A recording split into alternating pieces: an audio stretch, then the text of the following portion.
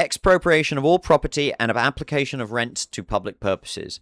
Definitely difficult to just do that. Certainly the sort of thing which probably should be, if it's to be done at all, done in a limited fashion and over time. For example, in Thailand, the government does actually have the legal right, if you are not in some way working in the land, developing the land that you own, the government does have the right to, I don't know if it's just take possession of it or force you to sell it to them. One of those two, I'm not quite sure.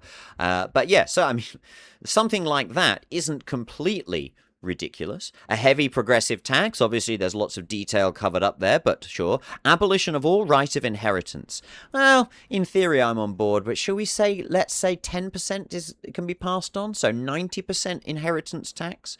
4, confiscation of all property of emigrants and rebels. So yeah, if you rebel against the land or if you leave the land, all your property is taken. Now, this is where it seems to get to the same. This is horseshoe theory in action, because basically you're saying that anyone who might want to, go to some other part of the world, or maybe just want to live under a different system, that they have no right to anything that this country gave them, which kind of sounds like the kind of you owe your country everything rhetoric that you hear from the far right, does it not?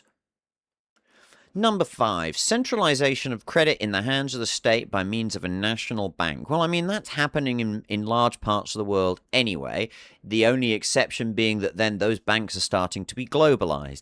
And like I said in the first part in one of the episodes, I blow hot and cold. I still have a soft spot for the idea of technocracy.